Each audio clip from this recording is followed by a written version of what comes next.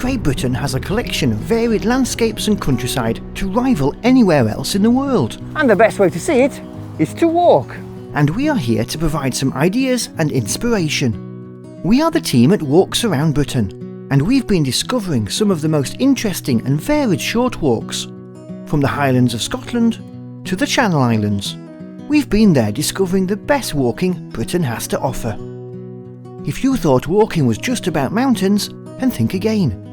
We've got walks in the countryside, along water and the coast, through woodlands and forests, up fells and hills, around historic buildings and our industrial past, and not forgetting walks through our towns and cities. Walks to do by yourself, in a group, or with your family, be they the human or canine kind. Along the way, we'll be telling fascinating stories about the landscape, its people, and its history. It's all designed to get you out and inspired to experience it for yourselves. Welcome to Walks Around Britain.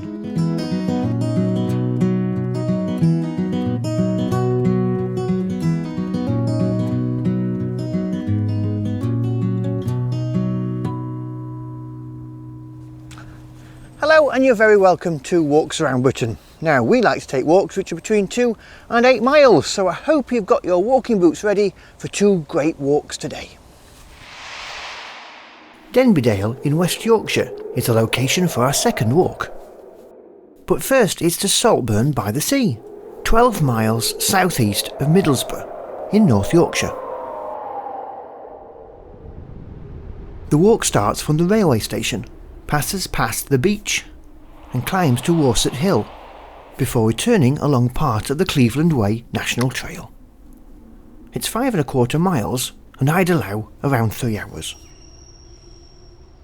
So this walk is one of 12 I devised for the train company Northern, all of which start from their railway stations, and are all different in character. So arriving by train is the easy way to start the walk.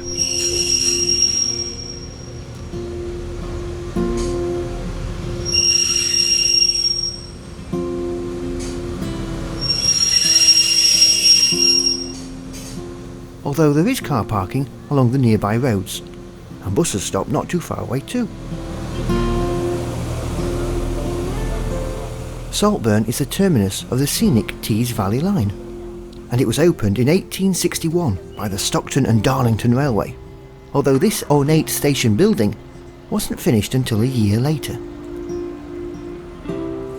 The walk follows Dundas Street east to reach and cross Saltburn Road.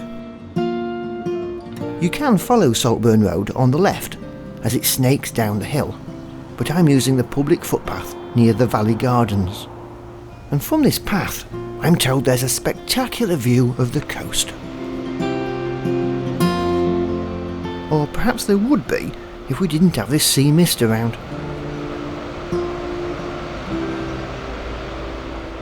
Sea mist or not, it's not really that cold, and as it's a bank holiday, us Brits aren't going to be stopped getting out onto the beach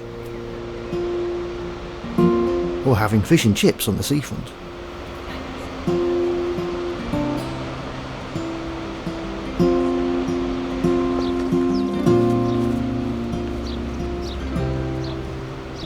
To the left, there's Saltburn Cliff Lift, one of the world's oldest funiculars. There's a pier down there too, somewhere. Saltburn Pier opened in 1869 and is the last remaining pier in Yorkshire.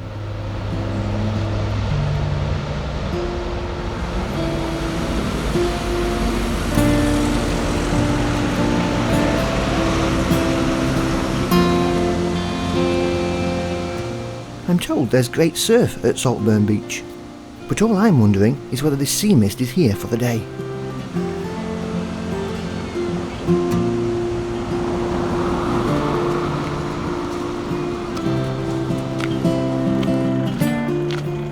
On the left is the Cleveland Way, which is the way I'll be coming back on this walk. The way out is along a footpath shared with the national cycle network Route 1, which runs from Dover to Shetland.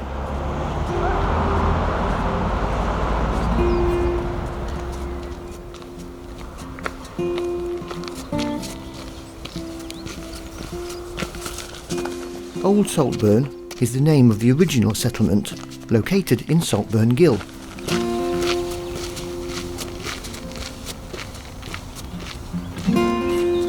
I'm fairly glad of this path.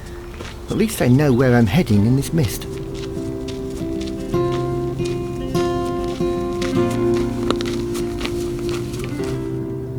Here the cycle route turns right.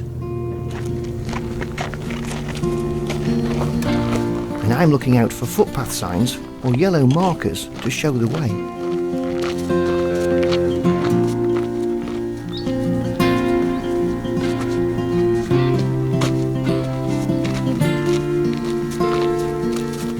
The production team assure me this mist will lift.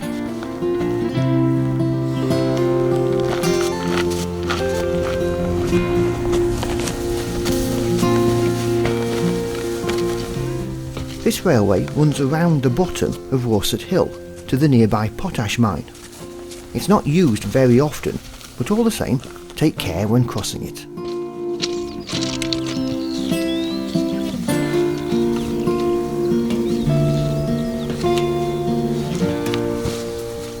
This is now open access land, so you can take any route you like to the top of Warset Hill. Just avoid the onlookers, and you'll soon have that fabled epic view at the top. Now, I know I'm at the top because my phone is telling me, but as for the view, well, I may as well be in a car park in Croydon. There's so much mist, our cameraman is having trouble focusing.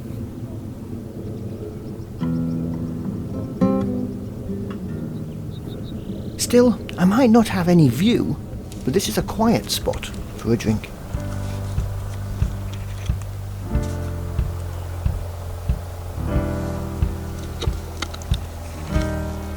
In fact, that mist is coming in quite fast now, so I think it's time to head off.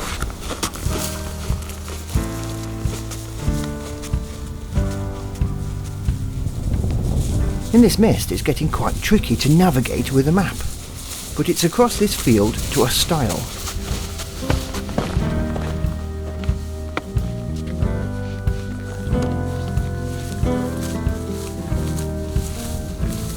And down the following field to find the railway line again.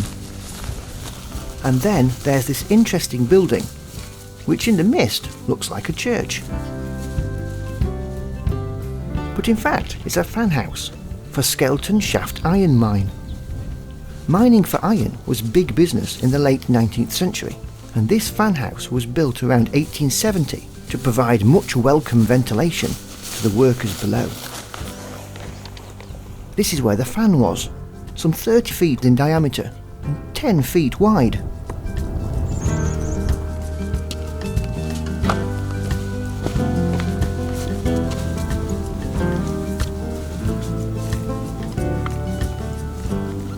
There's an informative panel here, placed strategically within clear sight of the fan house. Usually. I'm now on the Cleveland Way, and this part of the trail has 3 sculptures by artist Richard Farrington. The most obvious is known as the circle or bracelet, which has 10 charms suspended from it, each representing a story of local culture, tradition or folklore. The Cleveland Way is known for its impressive coastal views. Usually. I know the North Sea is there, somewhere.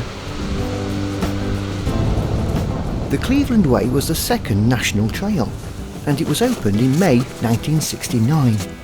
It's one of 3 in England, which will share its route with the soon-to-be-opened England Coast Path, and signs for it are already out.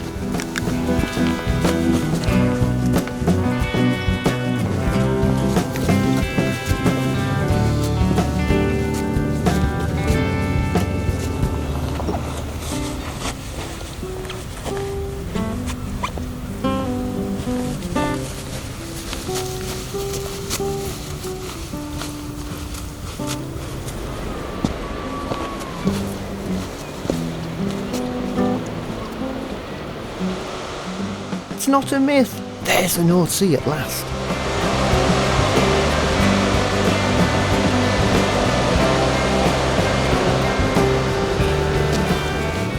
Now it's a case of retracing the way back along Saltburn Road to the station. For the journey by Northern back home.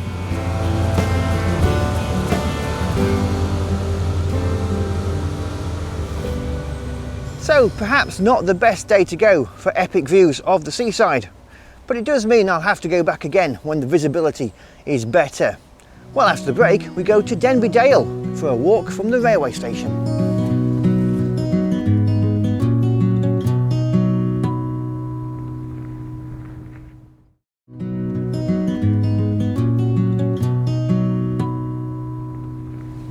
Welcome back. Now, continuing our theme of walks from railway stations, we go to the West Yorkshire village of Denby Dale.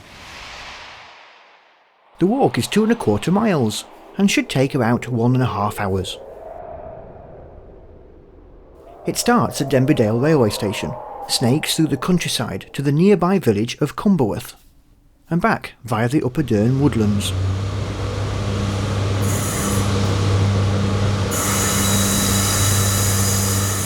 Denby Dale is on the railway line between Barnsley and Huddersfield, one of the most scenic lines in England. A perfect way to get here by Northern. The walk starts right from the station, by crossing over the railway line.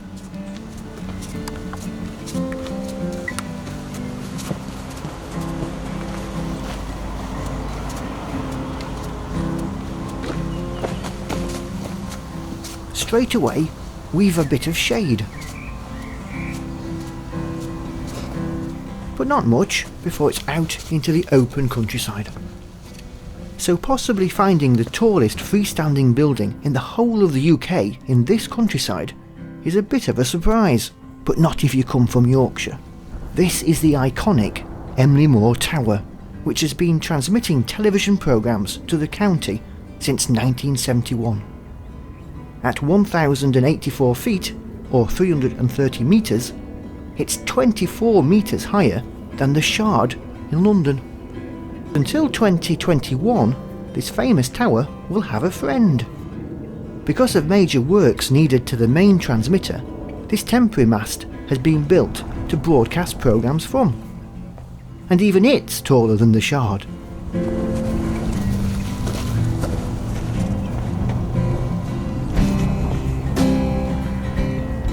Livestock is a constant feature on this walk, so dogs should be on leads.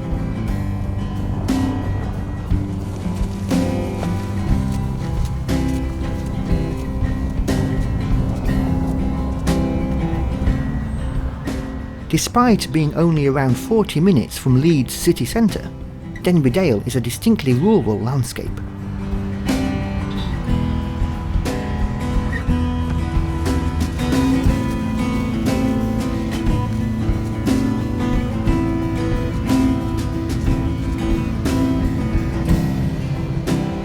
Because of the amount of livestock around, there are many gates and stiles on this walk.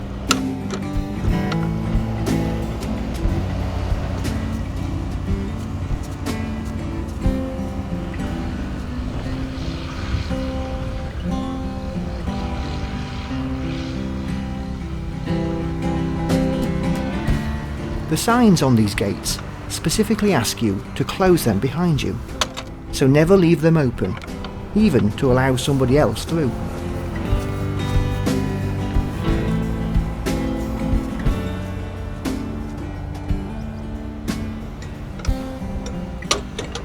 The walk crosses a road which leads down to a recycling centre, so take care here.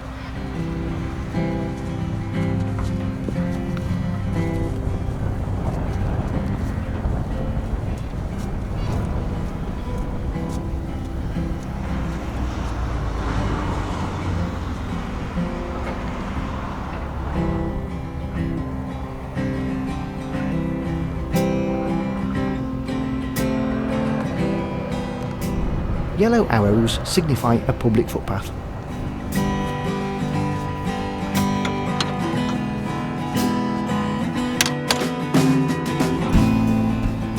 here I seem to have gained a bit of attention.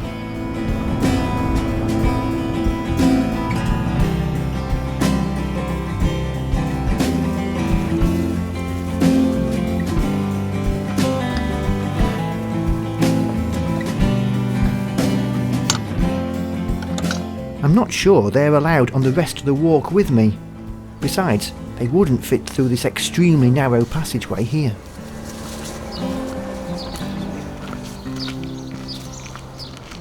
This is the village of Upper Cumberworth. The village of Lower Cumberworth is down this road, called Cumberworth Lane. The parish church is St Nicholas, and this is the third church to be built on this site.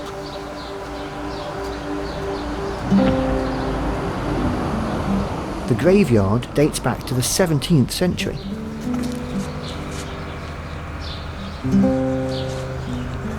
As does the bell tower.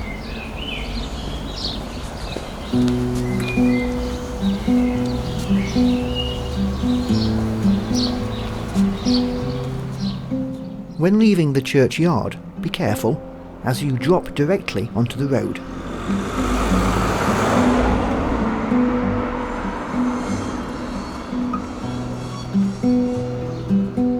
But it's not for long before the walk turns down Hollybank Avenue. You have to keep your eyes open for this public footpath sign.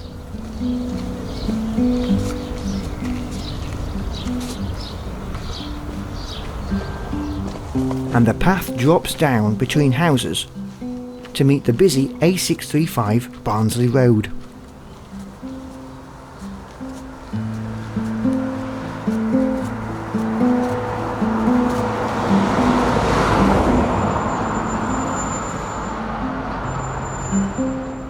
After crossing the road, we're back into the countryside again.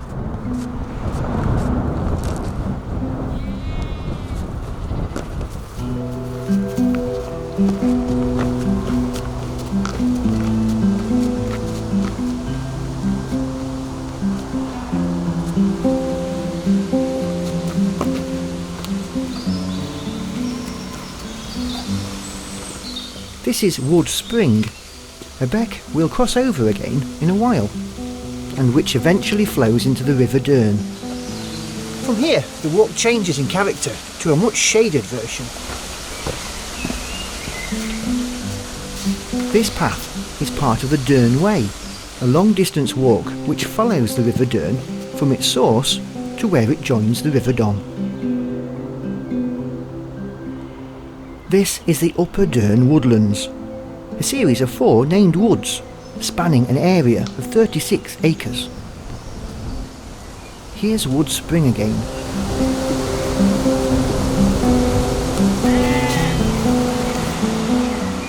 And there's a bit of fording through a boggy patch.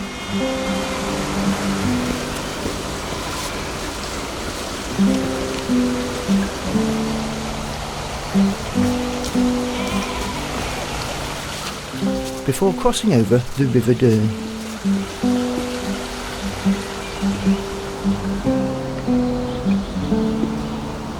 Another stile, and I'm crossing a lovely grassed area between the various woods. This has a carpet of bluebells at the moment, providing beautiful colour.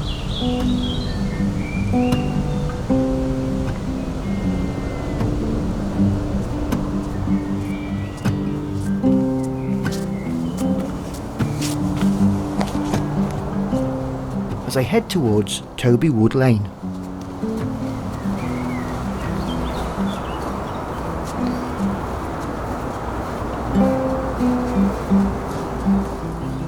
Back across the A635 Barnsley Road, and I'm nearly back at Denby Dale. And I know that's because of this, the impressive Denby Dale viaduct. Built in 1880, this 21-arch stone structure replaced an original made out of wood, and is around the same height as the famous Ribblehead viaduct on the Settle and Carlisle Railway.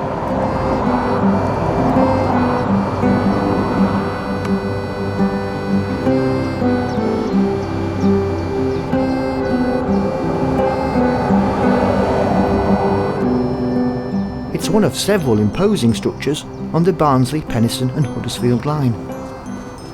The walk turns left away from the road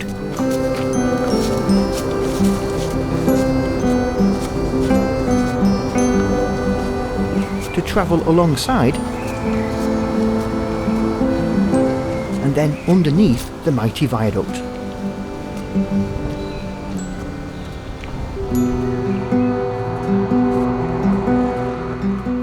Before returning to Denby Dale railway station.